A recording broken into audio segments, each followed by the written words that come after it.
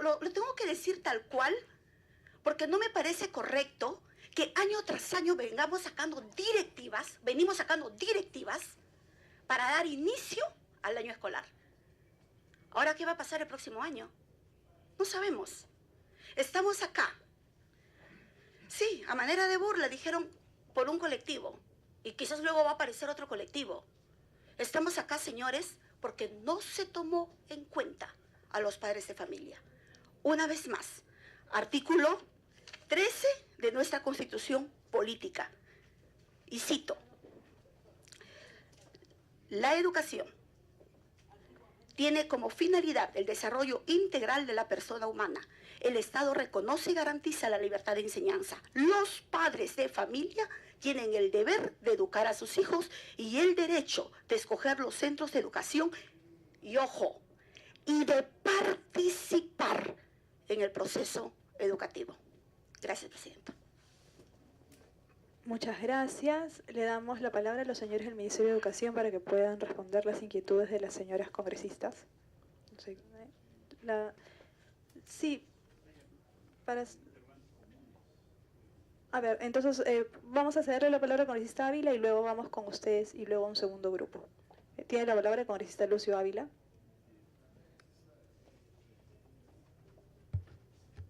Gracias, Presidenta.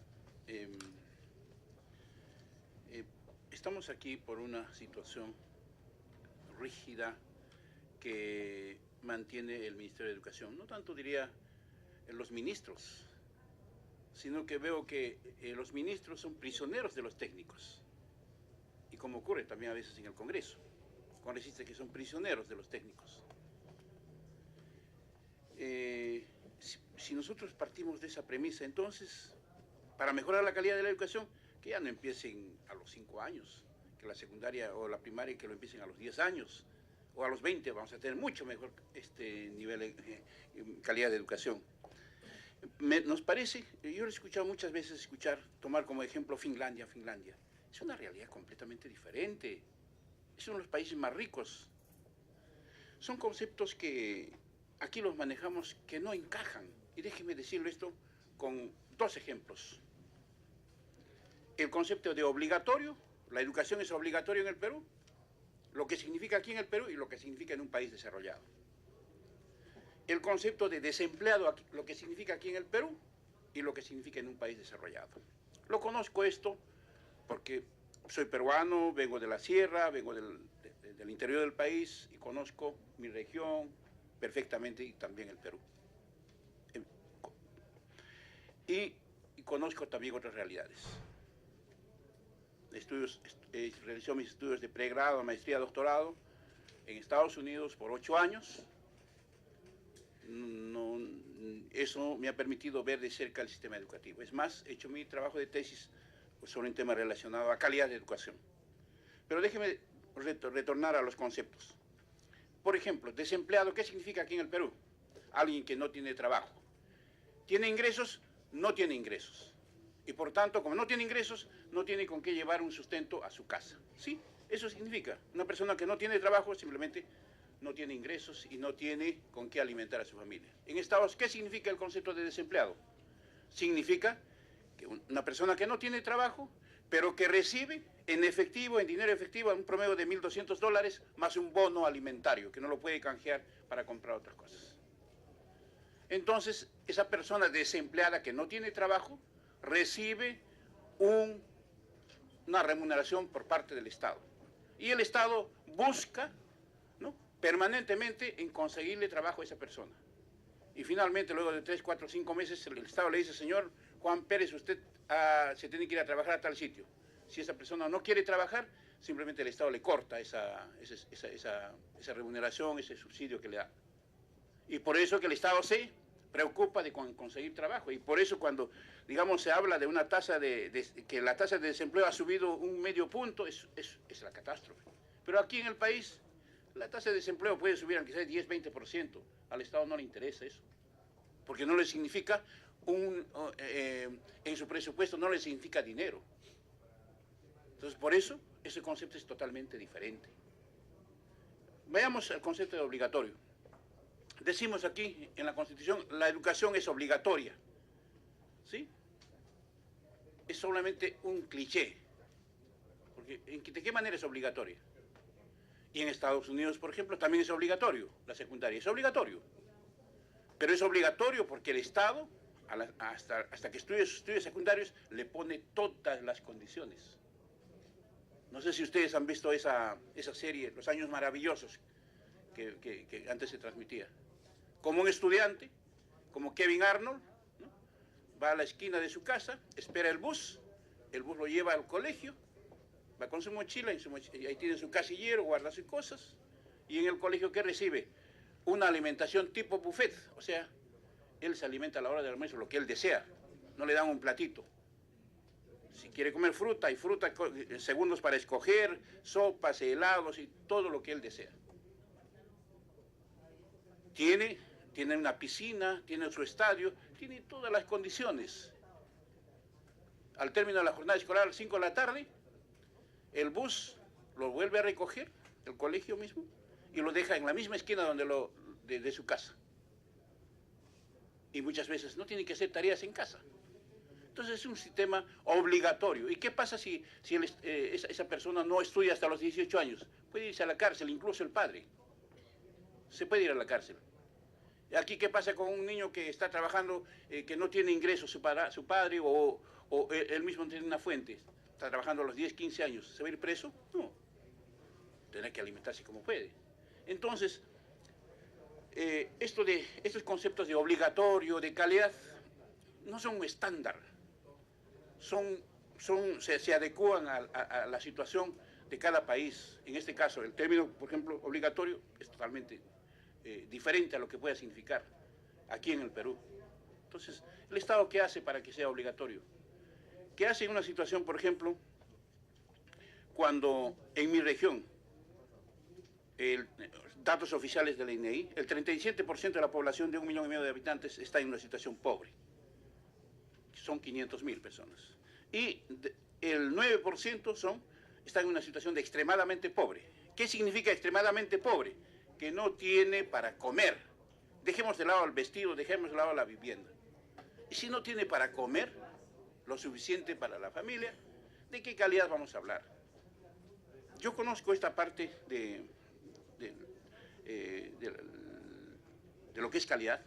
Yo he hecho mi trabajo de tesis de maestría, determinantes económicos y sociales de la calidad de educación. He tomado muestra en más de 100 países. ¿Y a qué llego? He tomado como 40 variables, un trabajo econométrico. ¿A qué cosa llegamos? Que el factor más importante en la calidad de la educación es la alimentación. La alimentación.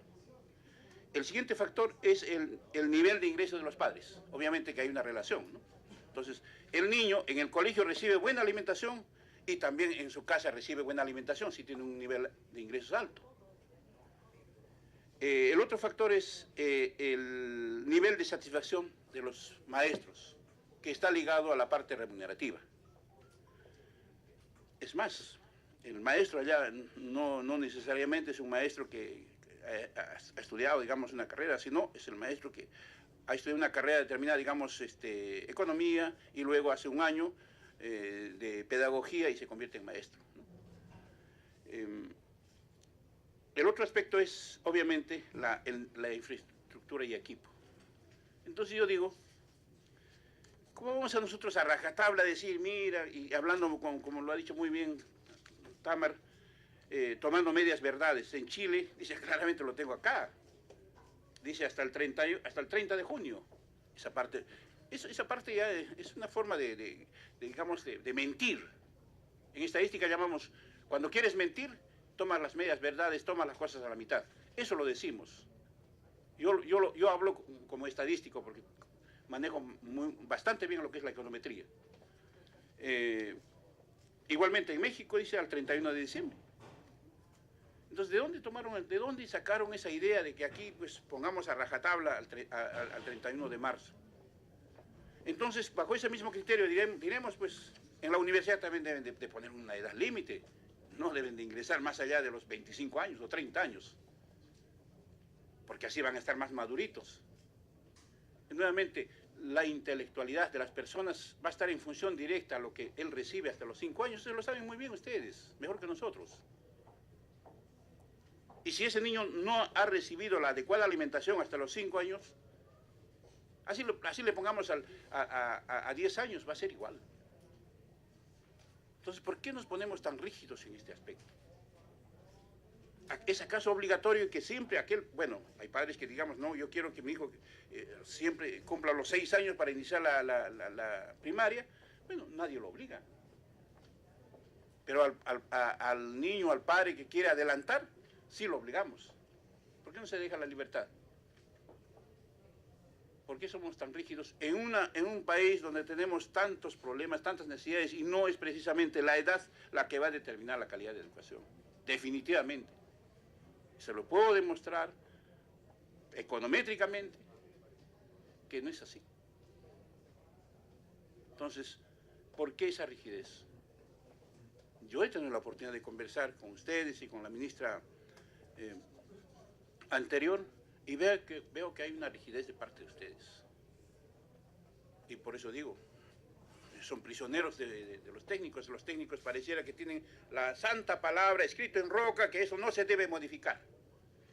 Si se modifica, ay caramba, viene la catástrofe y estamos atentando contra la calidad de la educación. Eso es así. No nos engañemos. Yo estoy en una escuela pública, pero he tenido el privilegio, gracias a una beca, las Pau Fulbright, de estudiar en el extranjero. Y eso es gracias a un concurso también. Entonces eso me ha permitido ver otras realidades y poder comparar, porque muchas veces uno es prisionero de los técnicos y dice, es el experto y él sabe todo. Pero cuando uno ha tenido la posibilidad, ¿no?, la experiencia de otros países, porque no solamente es Estados Unidos, también México, también Europa, entonces podemos decir con autoridad, decir, no necesariamente las fechas son los que van a determinar la calidad de la educación, de ninguna manera. Es un factor, sí, pero no es el determinante, no es el crucial, no es la cosa determinante que con eso la calidad de la educación en el Perú va a ser. ¿Y qué hay de lo que es la serranía, el sector rural? ¿Se han puesto a pensar? No. Estamos pensando solamente con una mentalidad centralista de Lima, de la élite. Esa élite ni siquiera tiene la necesidad de poner a sus hijos en una escuela pública, ni siquiera tal vez en el país. Hemos visto, un exmandatario lo primero que ha hecho es mandarlo al extranjero porque tiene dinero. Entonces dejemos. En primer lugar, yo quiero aquí reiterar, yo no tengo no tengo una escuela, no tengo un colegio, no represento a ningún colectivo. Mis hijos ya han pasado largamente la edad de poder estar en esa etapa de tener que ver a ver si a ellos les va a favorecer. Ni mucho menos mis nietos también ya pasaron toda esa etapa. Pero veo la preocupación de los padres de familia que durante todo el año pasado y este año han venido permanentemente a visitarme. Y en un momento hasta yo tiré la toalla y dijeron, ya pues se lo compraron, se vendió, debe tener algún interés, debe tener algún colegio. Hemos sacado unas estadísticas, los vamos a volver a revisar. Hay ciertos colegios particulares que sí se benefician matemáticamente con esto de mover las fechas. ¿Vamos a trabajar en función a eso? No me parece. Entonces, es más, seguramente esto va a ser una reflexión para que la comisión tomemos una determinación. Pero de ninguna manera se nos diga que nosotros estamos atentando contra la calidad de la educación. No estamos atentando porque vivimos una situación totalmente diferente. Yo más bien les diría, ustedes no conocen el país. A ver, vayamos a la Rinconada, en Puno. Vayamos a esos distritos alejados.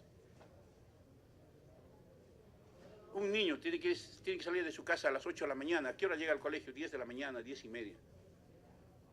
¿Y qué lleva de refrigerio? Nosotros llevamos tostado. Es cebada, ni siquiera es trigo, porque el trigo no se produce en Puno. Tostado, la cebada tostada, con todo su cáscara y todo. Ese es el almuerzo y parte del desayuno y posiblemente su cena. Y a las 2 de la tarde está enrumbando el retorno a casa. No hay movilidad escolar, no hay refrigerio. Para nosotros ahí en esa parte de la sierra Esto de la jornada escolar completo y lo que es Caliwarma es un cuento, no llega ahí. Y eso lo sostuvimos ayer justamente cuando estuvimos con la ministra del ramo correspondiente. Por eso, Presidenta, por su intermedio le digo, yo creo que aquí los técnicos, los responsables, tienen que hacer un mea culpa, empezar a asumir. Hay un dicho que dice, solo Dios y los imbéciles no cambian. Yo creo que es tiempo de cambiar por la mejora de la calidad de nuestra educación. Eso no lo digo yo. Es una cosa que lo leemos en todos los medios a veces. Pero es tiempo de cambiar, por el bien de la educación. Gracias. Disculpen si es que mis palabras se hayan ofendido. Gracias. Gracias, congresista. Como se nos está yendo el tiempo, mejor vamos a seguir dando la palabra hasta que tengamos un cúmulo de preguntas, antes de cederle la palabra a los señores del Ministerio. Tiene la palabra el congresista Johnny Lescano. Presidenta, muchas gracias. Saludos a los colegas presentes. Solo una cuestión, una petición nomás, si me permite una interrupción. Sí, colega. Tiene la interrupción, congresista Ochoa. Presidenta, no es para temáticamente, sino que quisiera invitar también, he visto que está presente la representante de UNICEF, que es un tema que trabaja en infancia, si me permite más bien poder invitarla a que pueda ser parte de este mes de trabajo, como quiera que es un mes de trabajo, quisiera pedirle por favor esa parte. Sí, claro que sí. Muchas gracias. Hacia el final, al final le damos la palabra. Gracias. Ya tiene la interrupción el congresista Ceballos. Lescano, gracias. Presidenta.